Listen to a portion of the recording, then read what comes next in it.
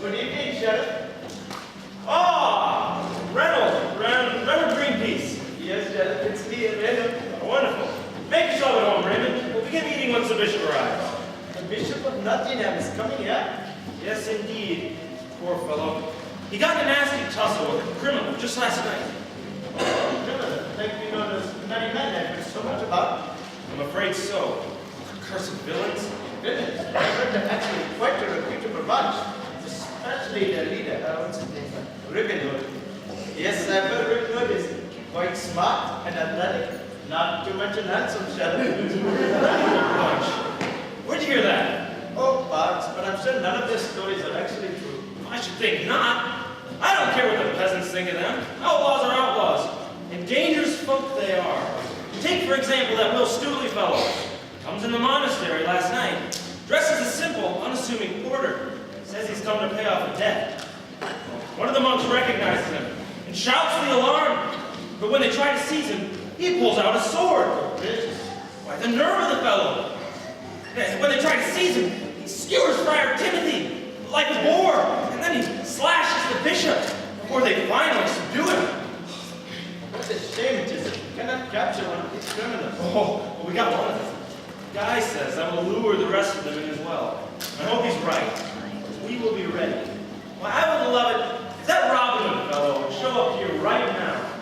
I'd teach him a lesson he'd never forget. Oh, I'm sure you would, Sheriff. You know, I have heard though, that Will Stooley is the smartest of the whole bunch after all, of course. But it wouldn't surprise me if he found a way to escape. Oh, escape? Well, that's impossible. Sheriff, why are you so confident? Do you have a secret dungeon somewhere? Oh, I guess indeed I do. Those outlaws don't stand a chance to find me. Sheriff, where is it? Oh, I'm afraid I can't tell you. No. It's not that I don't trust you. It's just that we can't speak of these things in public. You never know where the enemy's spies are. That is a good point, Sheriff. Ah, Bishop! Come say grace. We can commence with the feast. I must say any prayers until somebody fills my glass. I must have a drink. Ah, my arm. Accursed barbarians. Clifford! Fetch the bishop a glass of ale. Make it quick, or we'll have you hung like the last two butlers. What is that vagabond doing in our house? He's our guest, Prudence. He's a common peasant. I thought we only dined with the upper class. We dine with people who have money. Believe me, that fellow is a fat purse. Well, if he has money, then he should dress like it.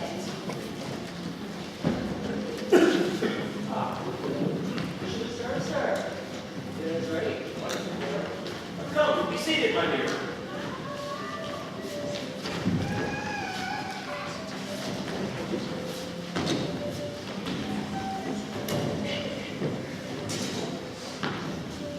I think we're ready.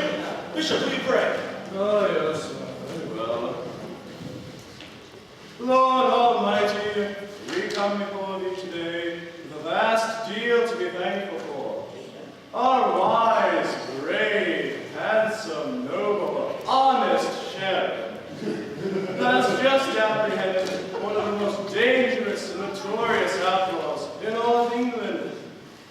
We thank thee for thy mercy and guidance in this painful endeavor. And we ask that you may deliver the rest of these barbarians into our hands. Thank you for this wine, blessed to our bodies. And, oh yes, thank you for the food. Amen.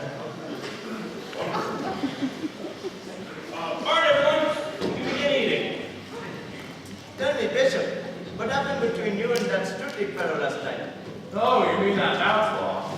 Yes, he had the audacity to sneak into our holy monastery. Oh, dressed as a porter. He comes in claiming to be a servant of Sir Richard Lee. Yes, I think it was, with some sort of debt to pay off. But Sir Richard Lee, I certainly never heard of the man. Have you? No one's heard of the man. Of course, we collected the money, as any good clergyman, would you? Then, Friar Timothy, may he rest in peace, notices that this man has Lincoln green on beneath his porter's outfit. He screams out, "The Merry Men are here! The Merry Men are here! Run! They've come to kill us all!" Next thing you know, that stupid fellow pulls his sword out and starts swinging around like a barbarian. Ah! There goes Father Timothy! Ah! There goes my arm! Ah!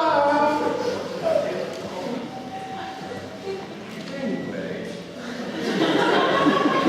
It's a guy. And they put a stop to it.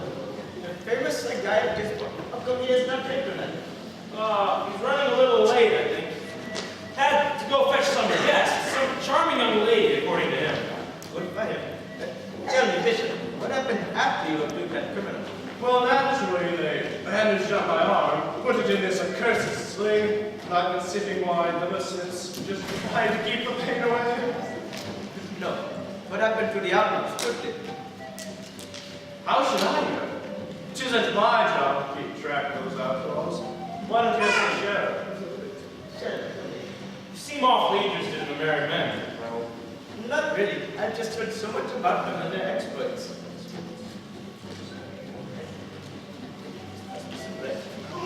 Ah, serve God, you made it! And you brought the young lady as well. Ladies and gentlemen, allow me to introduce to you this lovely lady, Marian Fitzwalter, daughter of the Earl of Locksley. Wonderful. Be seated, Sir Guy and Lady Marian.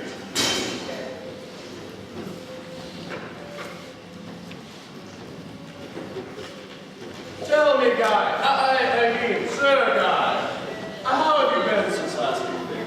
Oh, just fine, Bishop, and tell me, how is your arm? Oh, dreadful.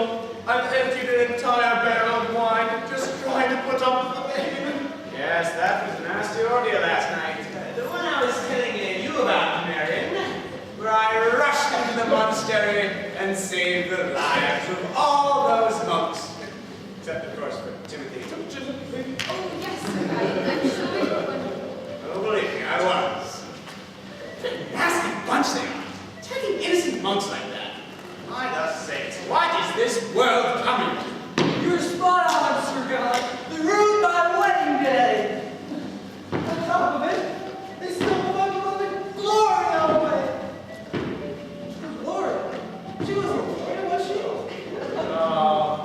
Guadalupe. Guadalupe. What more? Genevieve. What was the name? Great.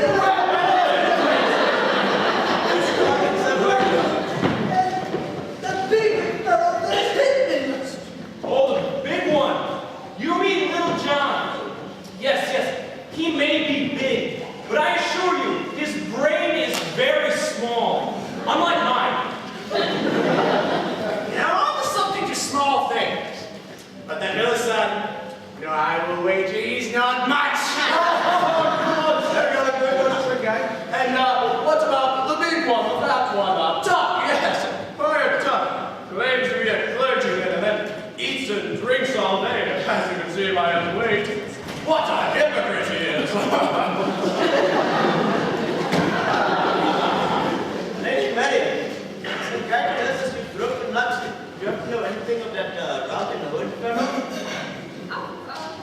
I've been having made his acquaintance a few times, maybe on that trip.